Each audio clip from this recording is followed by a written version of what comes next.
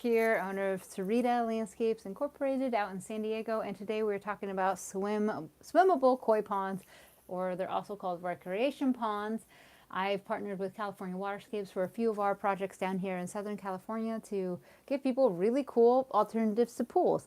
I have nothing against pools. I think pools are great. However, when you have the option of creating a natural water system that has no chemicals, that is a huge bonus for especially people who are a little health conscious and don't want to be taking a bath in a lot of chlorine.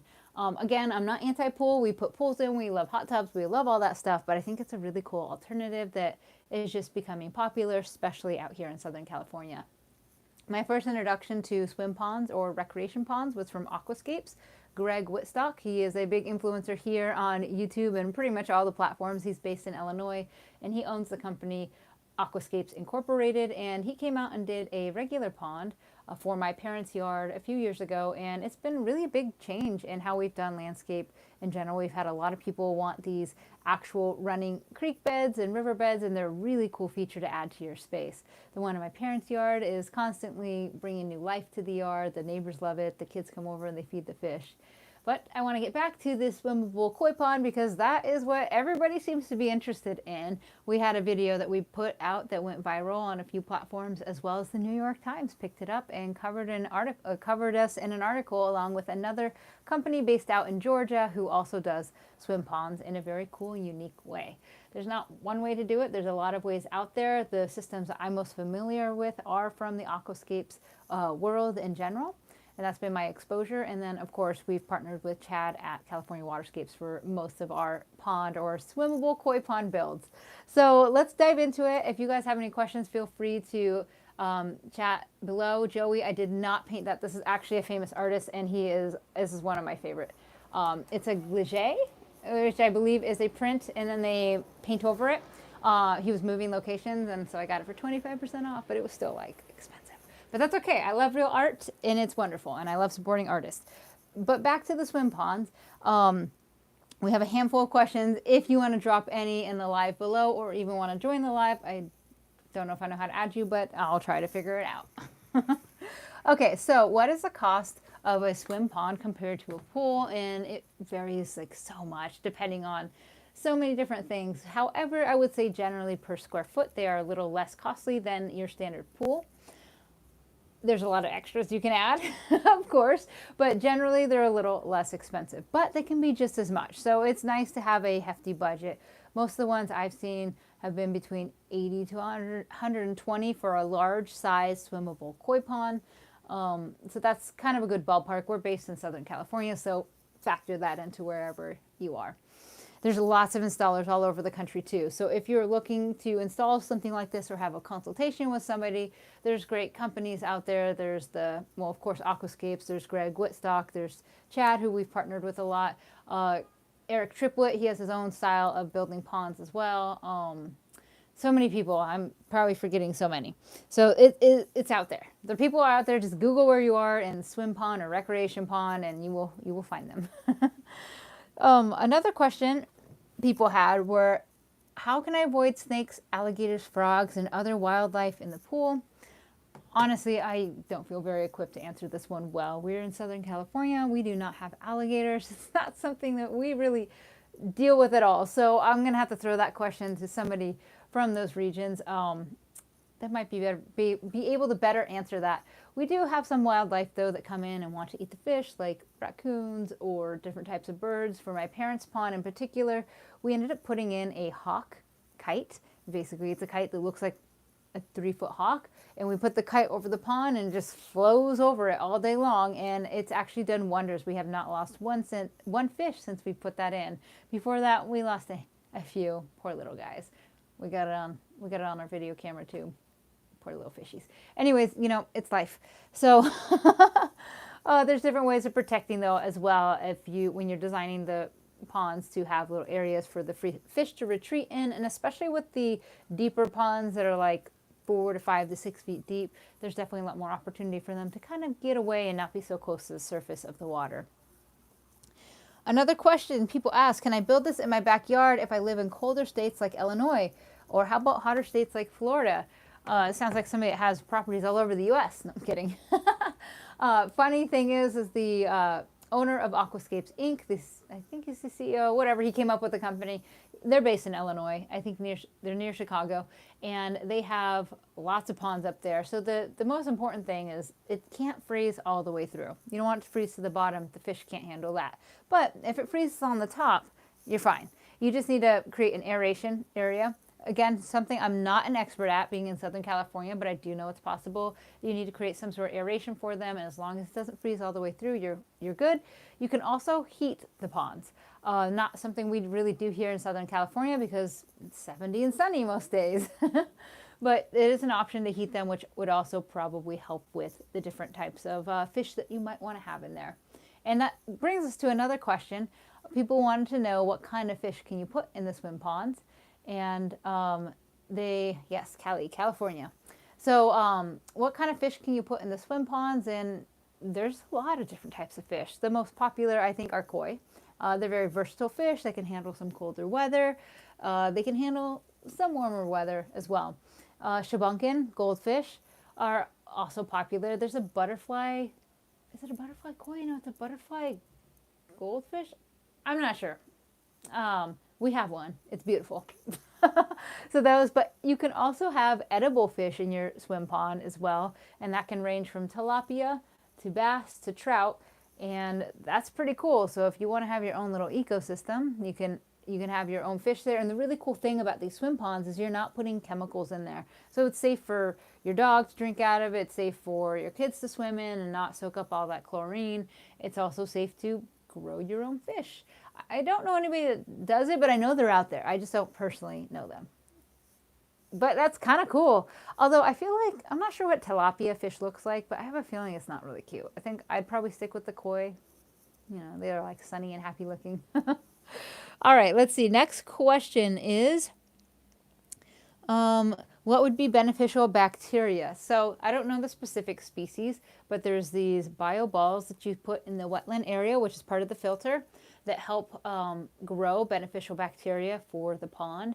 The water's naturally going to bring in its own beneficials, but there's also products you can buy to get them started, kind of like an inoculator, and that's going to really help balance your pond. The most important things for these natural swim ponds is, one, we're not using chemicals, so we need to make sure we have a balance of plants, fish, and filtration. And so the fish poop, and that helps feed the plants. And then the plants are fed by that, and they help uptake all those nutrients in there. And then we have the natural filtration that just filters out actual debris and stuff like that, and the beneficial bacteria that will break those parts down even further. So it's much like swimming in a lake or a river. Somebody asked, tilapia are awesome. I don't know what they look like. I hope they're cute. I think tilapia is delicious. I'll have to look them up after this. And then, Aaron, will you come out to Arizona if the project is big enough? Don't tempt us. Although there probably are some installers maybe in your area, but I would say for Arizona, the issues that you're going to face are potentially algae growth because it's so hot. So the important thing for you would to have some sort of shade over your pond, whether that is a big tree canopy or putting up some shade sails or some sort of built structure to help keep that hot sun off the water, and that's going to help keep the algae down. The other thing that helps keep the algae down is don't overfeed your fish. In fact, if you have an overgrowth, stop feeding your fish. They will eat the algae when they're hungry enough. In my parents' pond, which is not a swimmable koi pond, it's just a pond. It's just a beautiful pond. They actually, we hardly feed the fish. Sometimes we'll have kids, the neighborhood kids, we'll give them fish food. And that's it. And you said the tilapia are kind of cute. Well, that's great. It's good to hear. Maybe I'll have tilapia in my pond in the future. Somebody asked, if I pee in the water, will it kill the fish? No, it won't, but it's probably not good to make a huge habit of it because obviously ammonia and other things that's in your urine, that's probably more processed than the water, depending on if you're eating a high processed diet or not. Anyways, that's beyond my pay grade. But the general rule is, yes, you can, but don't make it a toilet. Don't make your pond a toilet. There's only so much it can filter out, right?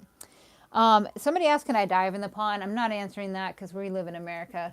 You do what you want to do. But we try to make our ponds 5 to 6 feet deep, but it just depends on what the client wants and what the landscape will allow. I don't like to go super, super deep and narrow. I just feel like that's not comfortable as a human. So I would only go deeper if you had more room to spread out. So that way it's more gradual instead of feeling like you're in a well. That's another thing to consider is the rocks take up a lot of space when you're building these. So you have the size of the rock, there's the liner, there's the filter, fabric, and then the rocks take up a lot of space, and how they're anchored in is really an art. So having people that are good at visually putting natural puzzles together is a good place. I've seen some ponds that are a lot more beautiful than others using the same exact material, and it all comes down to kind of the craftsmanship. I went on a long tangent there. But let's see, how big is your team and who does the work? Great question. So we are a boutique landscape design build company in Southern California. So it's myself, I have a project manager, and then we manage a lot of different subs. When it comes down to putting in swim ponds, we have historically partnered with California Waterscapes. It depends on where we are. We'd probably partner with somebody in that local area. They've been able to come down to us. There's a lot of different potential installers in different areas that you can go to. The biggest thing that I think as a landscape designer first who brings in the installers is, I think the advantage of working with a landscape designer first is really taking scope of the whole yard. Because although these ponds can take up a lot of space, and it's wonderful when they do, but having a good balance to think about all the rest of the spaces and how you want to use them is also important. So I am biased. I think you go with the landscape designer first. Tell them that you want this, but there's nothing wrong with working directly with the pond installer. They do beautiful work as well. Are you running a pool automation system with the pond, like a Pentair system? Not something I'm going to be a super expert at. With the pools, we've typically resourced them out. I'm not super involved in all the ins and outs of that. However, there is pool equipment, basically the pumps, and we typically put them, you can put them right next to it, but we typically put them a little bit away because there is a slight noise. It's not really loud. With that, we'll tuck them in the corner, we'll put up a little wall, put some plants in front of it, just like you would with any other pool equipment. So all the pumps can run through there. They have the skimmer, and then they also have the natural filtration through all the rocks and the wetlands above. The wetlands are a super important part of these swim ponds. That is what helps filter out debris. That's where the bioballs live that help grow the beneficial bacteria that help you get the right balance so that you don't need to use chemicals. And then having the right balance between plants, fish, and animals is also great. And you'll know if you get a lot of algae, you might need to increase the number of plants that you have, or you might need to add some shade over your pond. So hopefully that is kind of helpful. Let's see, I'll go ahead and answer one or two more, and then I have a call with all my siblings, which is great. We every once in a while call each other. It's great. Actually, we talk to each other like every other day. What are the best plants to plant around a swimmable koi pond? And the plants outside can be whatever your aesthetic is. If you're in Arizona, gravel and cacti. Although I'd probably think about that a little more. We haven't done one in Arizona. But drought-tolerant plants are fine on the exterior, whatever you would do in your normal landscape. I think what's cool about these swim ponds is that they really bring a natural element to the space. And so I think adding plants that look somewhat native and natural to the area are great. Unless you're going for like full tropical, you can pull all the plants from Hawaii, run your irrigation as much as you want. But generally, I would take hints from the surrounding areas, especially if you have a space that has borrowed landscapes. And borrowed landscapes is basically like beyond your yard, what do you see? So one of our clients had a beautiful view of like the natural hills in San Diego, which are largely chaparral. Luckily, she already wanted to do a native California garden. We love that. We love it when people do it, but I also don't want people to feel bad if they're not, every plant is not native. People have preferences and it's okay. So when we have the opportunity to do all native, yay, it's super fun. And so that's what we did for this project, and it looks cool. It looks natural. It looks like it belongs indigenous in that area. So very cool. You are your brand. Oh, thanks. Let's see. I'll see if I can answer one more here. What if I have a large tree like an oak that produces lots of pollen, and is that okay? You can have debris. You're going to have to check your filters more often, empty them out. It's basically like a plastic basket that sits on the outside of the pool. And Aquascapes has a product that's like a fake rock you can put on top of it. So for my parents' pond, I just pull it off. I pull the basket out, clean it out with my hand, and I put it back in. And that helps catch any like plant debris that's just kind of flown through. But if you have a lot of debris, if it's like a seasonal fall drop, definitely get out there and try and pull some of those organics out. of the pond so that they help keep that balance. Again, it's not the end of the world, but we want to pull out some of those extra things. A little is fine. The biggest thing with planting around an oak, they tend to have more sensitive roots. So you try not to dig in the canopy region. So whatever the height and width of the tree is, more the width. Try to avoid building your pond under it. Even though it might be tempting, if you're in a hot area, you want to be very careful with disturbing too many of the roots because we don't want that tree to fail, especially if it is a welcomed tree in your landscape. So overall, shade is important if you're in a hot area. If you're in an area that freezes, making sure it doesn't freeze down to the bottom is important. Creating some aeration holes on the top would be important. There are heating elements that you can add to your swim ponds that will also help regulate some of the temperature. And for the fish, you have lots of options. So hopefully this was helpful. I have a gal who helps me with social media, and she's like, you need to do lives. So I hope you guys enjoyed this, and I'll try to do more lives in the future. Feel free to comment or drop in the future anything you might want to be covered in a live, and I'm happy to have a conversation with you guys. And thank you so much for joining and participating. I really appreciate it. And oh yeah, we put up a new YouTube video about the swim pond answering more questions, so please check that out. What is the best way to remove an agave plant that has multiple spawns? Oh, hi, Noreen. So an agave plant that has multiple spawns. Well, they do sell some gloves that are better than others that like cover to here. But honestly, I would get a tool that you can go in that has longer arms, so you don't need to get in there. It depends on if you're trying to save the main one or not. Because if you're not trying to save the main one, you can just start hacking off some of the leaves to get in there. But of course, wear your long sleeve because agaves have that sap that's really irritable to your skin.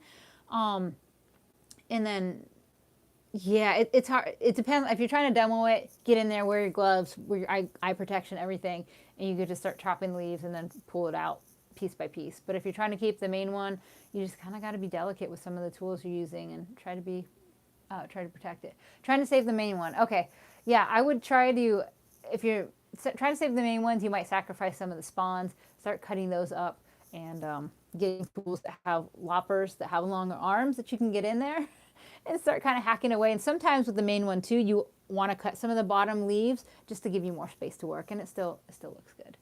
And go Mustangs. Woo, yeah, I went to Cal Poly, San Luis Obispo. Woo woo. All right, well, I have dinner with my family and a phone call with my siblings, so I'm going to bounce, but it was so good to talk to you guys, and please do follow my YouTube or any of the other social channels that I participate in. It really does help. Have a good night, guys.